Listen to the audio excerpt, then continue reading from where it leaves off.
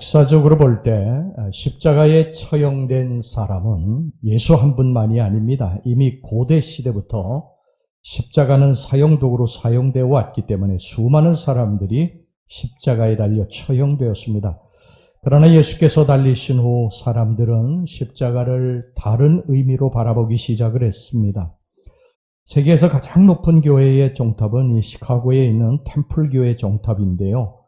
어느 날 길을 가고 있던 수많은 사람들이 종탑을 올려다보고 있었습니다. 그동안 번화한 사거리에 이 탑이 우뚝 솟아 있었지만 아무도 주목하여 보지 않았는데 그날따라 이 탑을 모든 사람들이 걸음을 멈추고 쳐다보게 된 것입니다. 그 이유는 뭐냐면 그 시카고에 있는 템플교회 종탑에 십자가가 고장이 나서 어떤 사람이 거기 꼭대기에 올라가서 수리를 하고 있었던 것입니다. 우리는 십자가를 어떤 의미로 바라보고 있습니까? 목에 값비싼 다이아가 박힌 십자가 목걸이를 한 어느 여인이 예배를 드리고 있었어요. 그날 설교의 제목은 십자가였습니다. 골고다 가파른 언덕길을 십자가를 지시고 쓰러지며 올라가시는 주님의 십자가 이야기를 듣는 순간 이 여인은 울컥 부끄러운 생각이 들었습니다.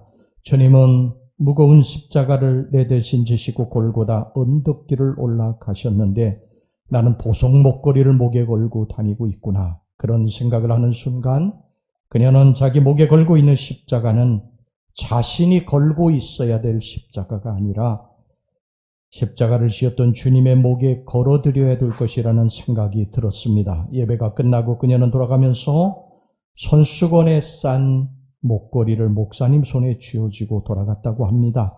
주님의 목에 걸어드리세요. 이런 말과 함께 예루살렘 어느 구석진 골방에 제자들이 숨어 있었습니다. 예루살렘에는 예수에 이어서 곧 그의 제자들도 체포될 것이라는 소문이 돌고 있었습니다. 겁에 질린 제자들이 골방에 틀어박혀서 시리와 두려움에 떨고 있었습니다. 때는 주일 오후였습니다. 그러니까 이미 주님은 부활하신 후였습니다. 여러분, 여기서 우리는 무엇을 느낍니까?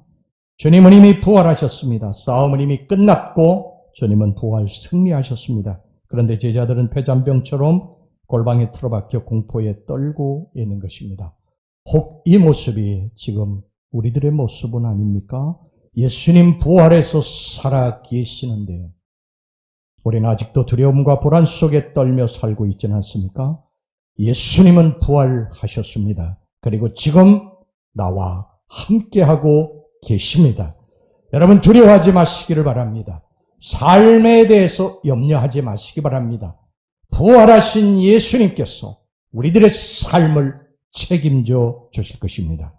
예수님은 제자들에게 부활하셔 나타나셔서 몇 가지 말씀을 해주셨어요. 첫째, 평강이 있을지어다 이렇게 말씀하셨습니다. 오늘 본문의 19절입니다. 이날 곧 안식 후 첫날 저녁 때에 제자들이 유대인들을 두려워하여 모인 곳에 문들을 닫았더니 예수께서 오사 가운데 서서 이르시되 너희에게 평강이 있을지어다. 두 번이나 말씀하셨어요. 제자들이 얼마나 두려움에 떨고 있었으면 우리 예수님께서 두 번이나 말씀하셨겠습니까? 그들에게는요, 내일이 불안했어요. 언제 잡혀서 죽을지 모르는 그러한 공포감으로 인해서 그들은 밥도 제대로 먹을 수가 없었어요. 그런데 예수님께서 오셔서 부활하셔서 오셔서 그들에게 평강을 주신 줄로 믿습니다. 우리는 우리 인생에 두려움이 있어요. 혹 내가 실패하지는 않을까? 내가 병들지는 않을까? 병들어서 암으로 죽는 것은 아닐까? 행복한 내 가정이 깨지는 것은 아닐까? 내 자식들이 실패하는 것은 아닐까? 잘못되는 것은 아닐까? 내 가정이 깨지는 것은 아닐까? 제자들도 똑같습니다. 죽을지도 모른다는 두려움에 떨고 있었어요. 그런데 부활하신 주님이 나타나셔서 평강을 주셨습니다.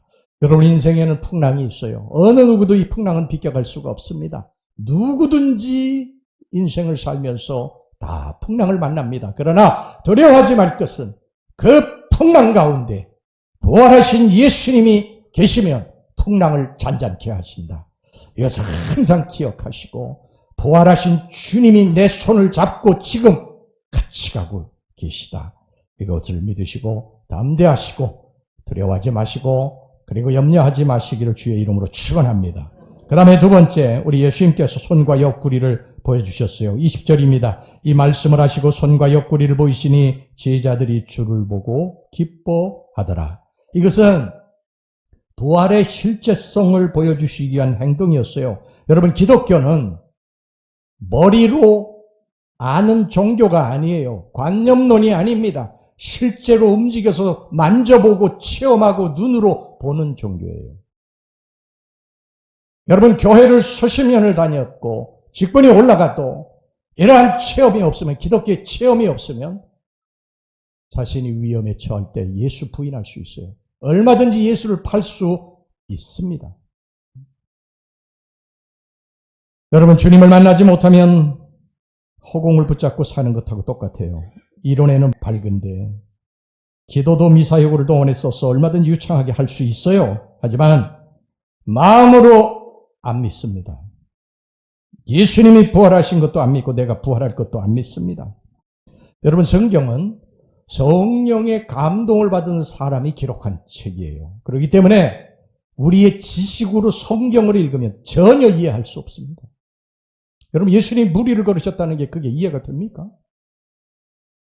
죽은 자를 살리셨다는 게 이해가 돼요? 이해가 안 되죠. 우리의 지식으로는 도저히 그걸 받아들일 수가 없어요.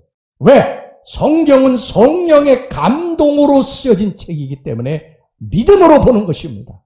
손으로 만지는 거예요. 체험하는 것입니다. 예수를 체험하게 되면, 예수를 만나게 되면, 부활하신 예수 그리스도를 만나게 되면 성경이 다 이제 아멘으로 받아들여집니다. 이전에 그렇게도 안 믿어지고 이해도 안 되던 그 말씀들이 마치 실타래 풀리듯이 풀려져서 다 이해가 됩니다. 다 받아들여집니다. 신기하죠? 신기합니다.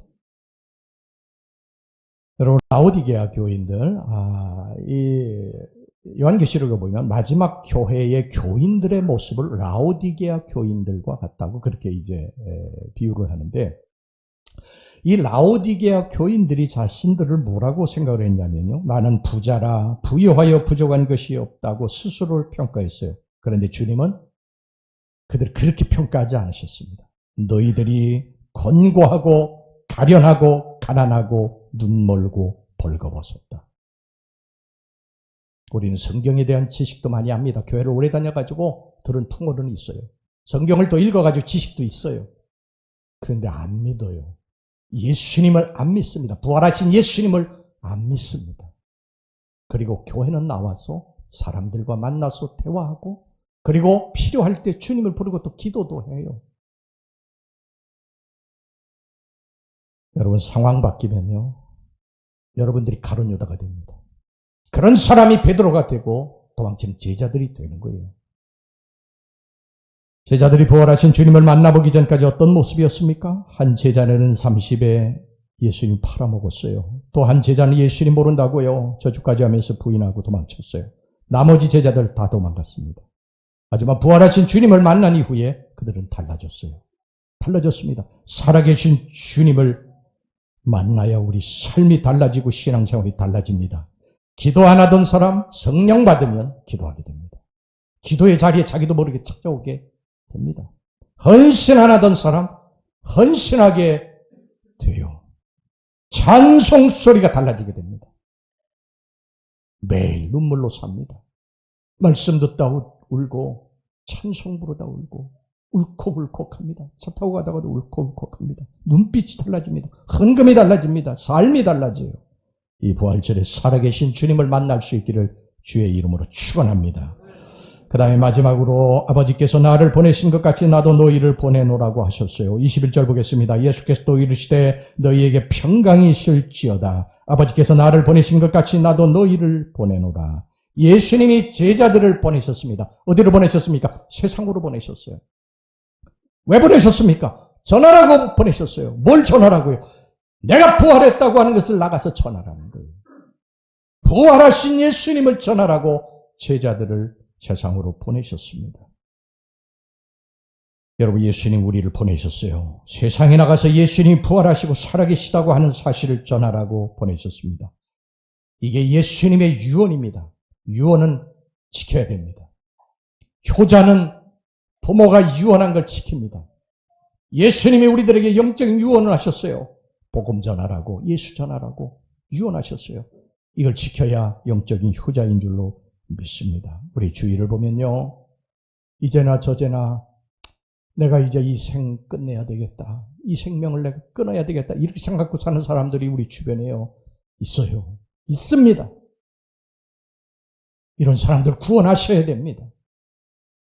인생이 너무 고달파가지고 사는 것이 너무 힘들어가지고 매일 단식하고 그렇게 자포자기하면서 술로 지내는 사람들 우리 주변에 있어요. 그런 사람들을 구원하셔야 됩니다.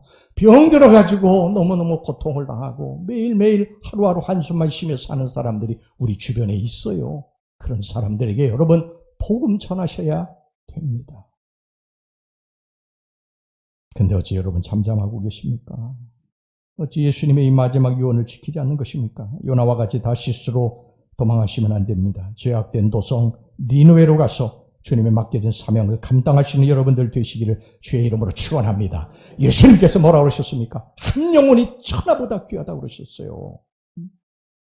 우리 예수님이 한 영혼을 구원하는 것을 그렇게 기뻐하신다는 거예요.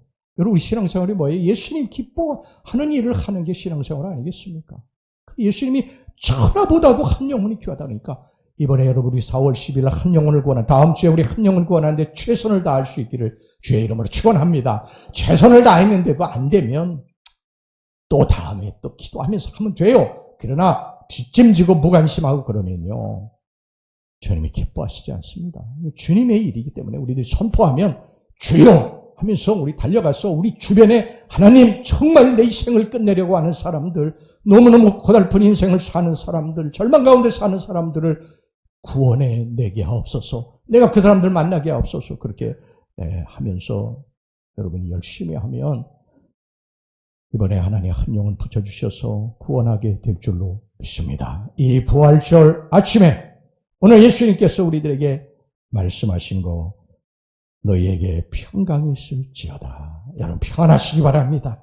평안하시기 바랍니다. 예수님 다 해결하실 것입니다. 이 땅에서 생도 책임져 주실 것이고, 그리고 우리 손 붙잡고 마지막에 저 죽음의 골짜기도 같이 가실 거예요. 걱정하지 마시기를 바랍니다. 그리고 우리 예수님을 만나했어요. 기도하시면서 여러분 성령을 체험하시기를 바랍니다. 달라집니다. 할렐루야. 그리고 여러분 복음 전하세요. 예수 전하세요.